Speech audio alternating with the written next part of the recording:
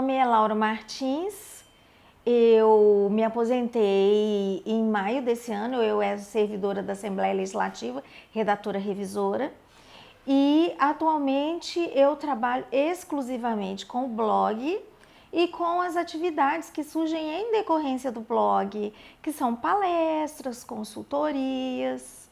E a viagem agora virou uma espécie de trabalho também. A viagem deixou de ser exclusivamente lazer para se transformar em trabalho também, uma vez que ela é o meu material para o blog. A paixão por viagem deve estar no meu DNA, porque eu sempre gostei de viajar e como minha mãe gosta muito de viajar também, eu imagino que seja uma coisa genética, sabe? Porque desde que eu me entendo por gente, eu gosto de viajar. Antigamente, a gente tinha que pegar o lombo do burro do jeito que desce. E você encontrava ainda menos pessoas com deficiência viajando pelo Brasil. Então, a primeira viagem que eu me lembro que eu fiz com alguma acessibilidade foi para Nova York, em 2008. Porque você imagina que até a Constituição, a nova Constituição, a Constituição de 88, ninguém jamais tinha falado em direitos iguais para as pessoas com deficiência e era muito complicado. Todas as vezes que eu viajava era muito complicado. E eu não usava cadeira de rodas, eu usava muletas canadenses e usava órtese, aparelho ortopédico. Isso facilita por um lado e dificulta por outro lado, porque dificulta por causa das longas distâncias em aeroportos, por exemplo, e nos próprios destinos, mas facilita caso você precise pegar um ônibus que não tenha acessibilidade. Então eu viajava, mas viajava na raça, porque era muito complicado, porque não tinha acessibilidade nenhuma. Por exemplo, na periferia de Belo Horizonte a gente não tem nem calçamento, o que torna ainda mais difícil para a pessoa. Como que ela vai chegar na rodoviária, no aeroporto, onde quer que seja, não é? A primeira viagem de que eu me lembro foi uma viagem para Marataízes, sabe essas excursões que as pessoas fazem? Eu tinha que ser carregada para ser colocada dentro do ônibus, eu tinha que ser carregada nas paradas, não tinha banheiro para pessoa com deficiência, eu levei uma cadeira de rodas que eu tinha muito rudimentar, muito baratinha, que era o que eu tinha dinheiro para comprar na época, porque eu andava mesmo, era com as muletas canadenses, mas então assim, dificuldade total, lugar nenhum com acessibilidade, em todos os lugares eu tinha que ser carregada. Sem dúvida nenhuma houve uma evolução. Às vezes a gente vê as pessoas protestando muito, mas isso é por duas razões. Primeiro, as pessoas que estão na luta desde o início e que ficam frustradas porque elas esperavam muito mais. Elas esperavam que nesses 20 anos de luta que a nossa situação tivesse muito melhor e avançou menos do que a gente desejaria. E a outra situação é com relação às pessoas que se acidentaram recentemente, tiveram doenças degenerativas e que não conhecem a história. Só que eu tenho uma deficiência física desde a infância. Então, eu tenho uma deficiência física há mais de 40 anos. Eu vi a sociedade brasileira mudar. Hoje eu tenho condições, não são boas condições, estão longe das ideais, mas hoje a gente ainda tem uma calçada rebaixada, a gente tem um ônibus urbano com elevador, ainda que esse elevador não funcione direito, a gente já tem uma acessibilidade em viagem aérea, a acessibilidade está começando a acontecer nas viagens de ônibus estaduais e interestaduais, avançou. Não o tanto que a gente precisaria, mas avançou. Então, por exemplo, em Gramado, há cerca de 10 anos, a bilheteira não queria me deixar entrar na aldeia do Papai Noel, porque, segundo ela, só se eu pulasse a catraca. Mas não tem lógica, a aldeia do Papai Noel na Cidade Luz, eu vou ter que pular a catraca? Foi suficiente chamar o gerente, explicar a situação, para que providenciasse um meio de entrar digno. Não era o mais digno possível, porque eu tive que entrar pela garagem dos carros que dão a manutenção. mas você vê que é muito por desinformação. Também, algumas vezes, não tem acessibilidade mesmo, não tem jeito.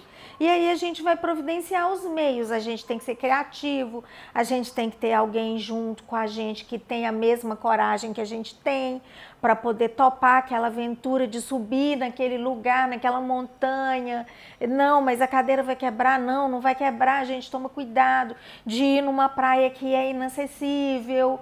E aí a gente tem que contar com a coragem, com a criatividade, com a loucura das outras pessoas que estão acompanhando a gente, porque as pessoas querem nos proteger. E muitas vezes podem ser situações que têm risco. Numa cidadezinha aqui de Minas Gerais, Carrancas. Sim. Como que cadeirante entra em cachoeira? Agora que estão começando a aparecer as cachoeiras com alguma acessibilidade, com uma trilha acessível, com passarela acessível. Mas na época não tinha nada disso, então teve que juntar um tanto de gente. Pega a cadeira de rodas aqui na frente, pega a cadeira de rodas aqui atrás. Um carrega a cadeira, o outro carrega a Laura. Com todo o cuidado da face da terra, porque se você escorregar numa pedra daquelas, todo mundo se acidenta, até que a gente pudesse chegar num lugar onde eu pudesse me sentar e curtir aquele lugar e chegar até debaixo da cachoeira com a ajuda de alguém me carregando. Ninguém consegue fazer tudo sozinho, não é verdade? Ainda mais uma pessoa com deficiência, que a gente está na sociedade brasileira que ainda dá pouca atenção para a questão da acessibilidade e da inclusão. Então a gente precisa das pessoas loucas. E aí a gente tem que escolher a dedo os amigos, porque os amigos que são muito certinhos e muito ajuizados, eles não podem viajar com a gente.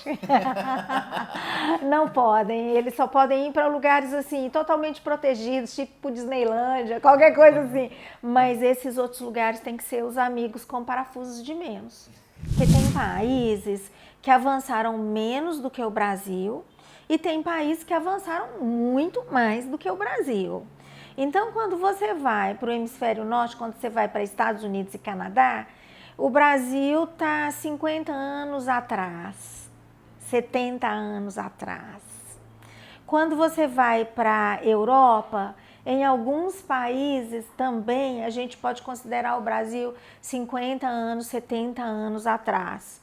Por outro lado, tem países que não avançaram praticamente nada, mesmo na Europa. Mas, de modo geral, eu procuro ir para países que estão mais avançados. Por exemplo, mesmo aqui na América do Sul, o Chile, em algumas cidades, está mais avançado, algumas cidades estão mais avançadas do que algumas cidades brasileiras. Também é difícil comparar país, porque o Brasil tem dimensões continentais. Tem cidades mais avançadas como São Paulo e tem cidades no interior que avançaram muito pouco. Olha só, a primeira dica que eu vou dar é para a pessoa com deficiência.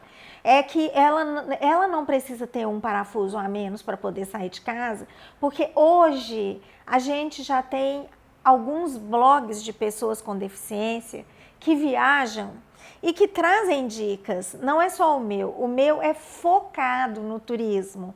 O meu foi o primeiro blog brasileiro focado em turismo, exclusivamente de compartilhar a experiência. Porque a gente tinha outro blog, mas o outro blog é de uma pessoa que tem uma agência de turismo e que não dá dicas como eu dou dicas, porque eu coloco detalhes para a pessoa sair com segurança. A partir do momento que ela entra no meu blog, ela não precisa mais ser desmiolada, porque as dicas estão lá. Se ela quiser fazer uma viagem mais protegida, ela tem como fazer. Para as pessoas que não têm deficiência, a gente pode pegar por vários lados. Primeira coisa, nós pessoas com deficiência somos, antes de tudo, pessoas. A gente tem vontade de viajar, a gente tem vontade de se divertir, a gente tem vontade de sair com o namorado, de sair com os amigos, de ter lazer. Então, a gente precisa que os lugares permitam a nossa entrada, o nosso conforto, o nosso bem-estar e a nossa segurança. Muitas vezes você consegue entrar no local, mas não consegue ir ao banheiro. Você, às vezes, o lugar tem um banheiro acessível, mas tem uma escada. Então, o que adianta o local ter um banheiro acessível e ter uma escada? E as pessoas, de modo geral, dão desculpas. E eu acho que a gente já está mais do que na hora de ultrapassar a fase da desculpa.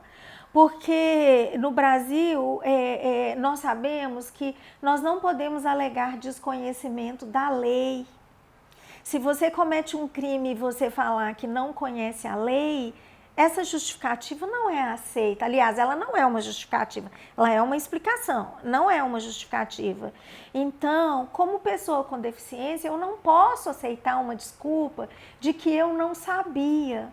Pelo menos de empresários, de instituições. Pessoa física é outra coisa, né? A pessoa física está num outro patamar, embora ela precise saber que no máximo em 10 anos a nossa população de idosos terá avançado assustadoramente, a população de pessoas com deficiência está só aumentando, qualquer pessoa pode ser uma pessoa com deficiência amanhã.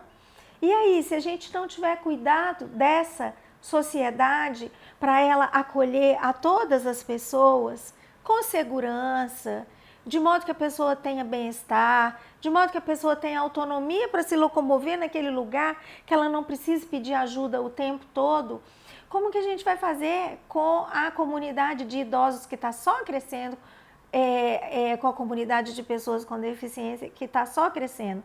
Os hotéis vão entrar em colapso, os restaurantes vão entrar em colapso, as pessoas com deficiência estão entrando no mercado de trabalho já há muito tempo.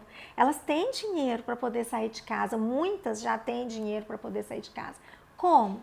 A gente precisa de uma sociedade acessível. E toda vez que aborda, eu fico emocionada, eu já estou emocionada, meu olho já começa a ficar cheio d'água, sabe? Porque a gente recebe relatos inacreditáveis de pessoas que não tinham coragem de sair de casa e estão viajando. Tem um relato que me marcou muito, que foi no início do blog. Eu recebi um e-mail assim: eu também quero ser uma cadeira voadora. Era o que estava no campo assunto.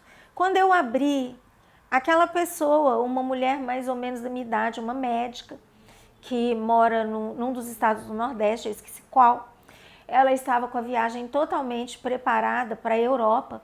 Era uma viagem de presente de 15 anos para a filha dela. E ela tem lúpus.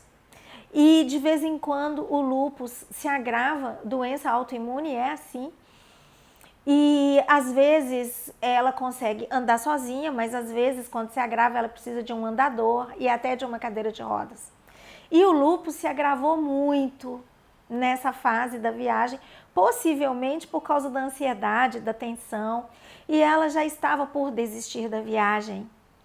Ela diz que um dia antes da viagem ela encontrou o meu blog e ela, que estava por desistir, resolveu viajar. Ela esteve na Inglaterra, ela esteve na França, ela esteve em vários lugares. A viagem dela foi maravilhosa, porque ela encontrou o blog Cadeira Voadora um dia antes da viagem. Ela virou minha amiga, ela fez textos para o blog. Esse é um dos casos que me emocionou muito, porque a pessoa ia deixar de fazer a viagem, que era o presente de 15 anos para a filha dela, e ela deu conta de fazer. Ela teria dado conta se ela soubesse que ela poderia, mas ela não tinha relatos de viagem de uma situação como essa. E assim, cuidadores me escrevem dizendo que tiraram os idosinhos de casa e foram passear, fizeram viagem aérea, com coragem por causa do blog. Pais me mandam e-mails dizendo que saiu com o filho de casa, o filho às vezes não tem movimento nenhum, não tinha coragem de sair. E as próprias pessoas com deficiência me escrevem me contando: olha, eu estive, olha aqui onde que eu tô. Lembra o filme Amélie Poulain? Que o anão ia para todos os lados, a moça levava o anão e tirava fotografias. Pois então, a minha experiência com o blog é que não tem anão. Tem os próprios indivíduos que criam coragem de sair de casa e me mandam fotografias do mundo inteiro, de onde eu já fui e de onde eu nunca fui. Eu realizei muito muitos sonhos, muitos sonhos. Eu realizei todos os sonhos que eu tinha e muitos outros sonhos que eu criei depois. Mas a gente tem que sonhar sempre, porque senão a gente não cresce, a gente estaciona, né? Eu tenho muitos sonhos. Eu tenho o sonho de pilotar um avião e eu já tenho um lugar para onde eu posso ir para poder fazer as aulas. Tem uma cidade na Espanha que por coincidência, né, é por coincidência, mas não é tão coincidência assim. O grupo se chama Cias Voladoras, cadeiras voadoras. Eles pilotam e é muito interessante porque você pode pilotar alguns tipos de avião. Eu tenho muita vontade de aprender a pilotar, tenho muita vontade de continuar conhecendo cidades com acessibilidade e sem acessibilidade, porque eu costumo dizer que onde a cadeira voadora passar, ela vai ajudar aquele lugar a ser mais acessível. Porque se eu encontrar lugares que não oferecem uma acessibilidade adequada, eu vou procurar administração, eu vou escrever, eu vou colocar no blog, eu vou incentivar outras pessoas a escreverem. Então, de alguma forma, eu estarei colaborando para que aquele local seja mais acessível. E o meu grande sonho, que eu espero realizar logo, logo, é fazer uma programação eu estou chamando de Cadeira Voadora Talks. É uma programação de convidados para poder falar de assuntos que são importantes para as pessoas com deficiência. Porque o propósito do blog é te ensinar a fazer para que você faça sozinho. Sozinho que eu estou dizendo, pelo menos o planejamento básico.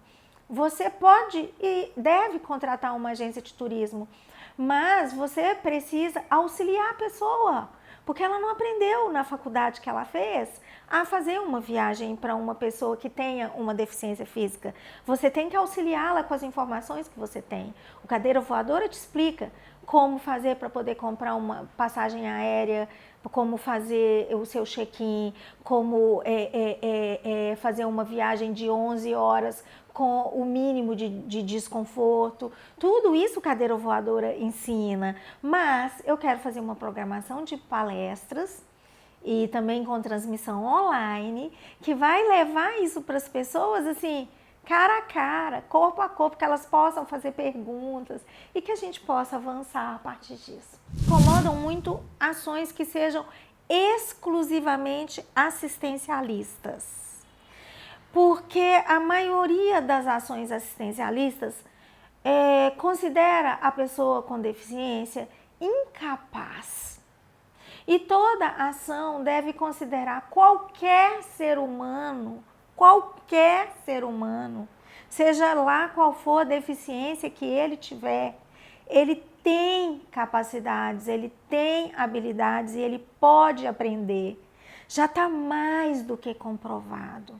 É claro que eu sei, como Madre Teresa de Calcutá dizia, eu sou fã de Teresa de Calcutá, porque ela ia contra todos os paradigmas.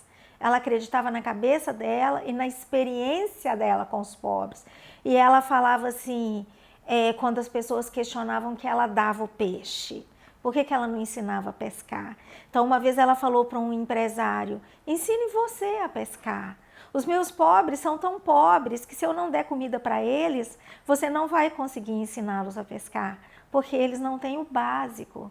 Que tal eu dar o peixe e você ensinar a pescar? Então eu entendo a necessidade de uma ação que seja mais doadora, mas eu acho que não pode ficar por aí. Se a instituição for assistencialista, ela tem que adotar um discurso de empoderamento também, porque aquele assistencialismo precisa ser provisório. E a pessoa com deficiência no Brasil, grande parte dela está muito mal acostumada a esperar que tudo venha de cima, do poder público. É claro que o poder público tem que providenciar, mas construção da cidadania não se faz com o pai dando tudo para o filho. Em países mais avançados, a gente vê que não foi assim que a cidadania foi construída. É claro que cada país tem o seu modo de fazer, mas o filho que quer ser autônomo, que quer ser independente, ele peita o pai, ele reivindica.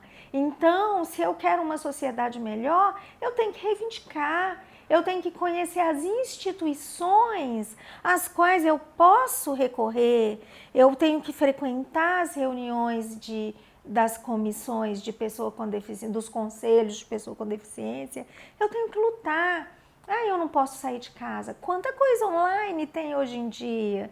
Então me incomoda muito esse discurso de passar a mão na cabeça, assim como me incomoda um discurso que ainda existe, que é o que hoje a gente denomina de capacitismo.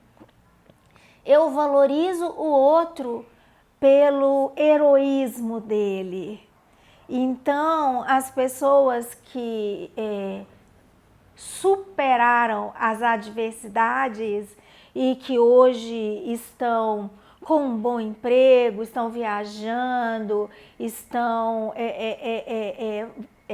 tendo uma vida mais autônoma, elas são valorizadas porque são consideradas pessoas, exemplos de superação, heroínas. Isso é muito ruim, porque quando a gente é visto como uma pessoa especial, no sentido assim de uma pessoa que conseguiu superar as adversidades, a gente não é visto como ser humano. E nós somos seres humanos como quaisquer outros. Nós sentimos medo, nós sentimos dor, nós sentimos raiva, nós sentimos inveja, como qualquer outro. Qualquer outro ser humano que está aí muitas vezes não focado pela mídia, ele também tem atitudes de superação todos os dias. Ou sair da periferia de Belo Horizonte e pegar ônibus lotado não é uma atitude de superação diária? Por que essa atitude de superação diária não está sendo focada? E por que a minha está? Então, esse discurso me dá muita preguiça, porque não é o discurso que valoriza a pessoa pelo que ela é. Como que vai ficar aquela pessoa com uma síndrome de Down mais grave ou com uma paralisia cerebral mais grave, que a sociedade não oferece condições para que ela cresça? Quando eu foco no indivíduo que se superou, aquele indivíduo que fica fazendo palestras motivacionais, eu deixo de focar na sociedade que não oferece para todos os indivíduos condições iguais para ele sair de casa, pegar um ônibus e ir ao médico. Você sabia, pelo menos eu não conheço, não existe dentista com consultório adaptado em Belo Horizonte. Eu não tenho notícia. Se alguém que estiver vendo isso souber, me avise. Ginecologista com consultório adaptado em Belo Horizonte não existe. Por que que eu tenho que ir acompanhada ao ginecologista? Perder a minha privacidade? Muitas vezes, quem sabe uma adolescente cadeirante nem quer que a família saiba que ela está indo ao ginecologista, que ela está indo pedir para ser receitado um anticoncepcional e ela precisa de acompanhante porque o consultório não tem acessibilidade. Isso é digno? A sociedade está oferecendo condições decentes para as pessoas com deficiência? Então, quando eu foco o heroísmo de 1 em 1 milhão, eu estou deixando de levar em consideração que eu gostaria muito de ter uma sociedade heróica, uma sociedade que superasse todo o desculpismo e todas as justificativas que não têm menor fundamento e colocasse essa sociedade com acessibilidade. Quando eu quero ir a algum lugar, se aquele lugar não tem acessibilidade e eu quero muito ir, eu providencio as condições, eu não dou desculpas. A sociedade precisa adotar isso como prática. Se não tem acessibilidade aqui, para de dar desculpa. Corre atrás das condições, as melhores condições possíveis. É um edifício tombado pelo patrimônio histórico. Por que em Paris eu entrei em vários edifícios tombados pelo patrimônio histórico? Por que em cidades medievais como Toledo eu entrei em locais tombados pelo patrimônio histórico e que tem alguma acessibilidade? Porque no Brasil, em alguns lugares, isso já está começando a se transformar? Por que as pessoas continuam dando desculpa que não tem jeito? Não tem jeito é desculpa esfarrapada de gente que não quer fazer. Não estou dizendo que as condições sejam fáceis, porque as condições para mim não são fáceis. E mesmo assim eu tenho que ir ao médico, eu tenho que trabalhar, eu tenho que estudar. Eu estou aí todos os dias fazendo coisas e com a minha criatividade e com a capacidade de ajuda de algumas pessoas, eu estou dando conta de fazer as minhas atividades ou não. A sociedade tem o para casa dela também.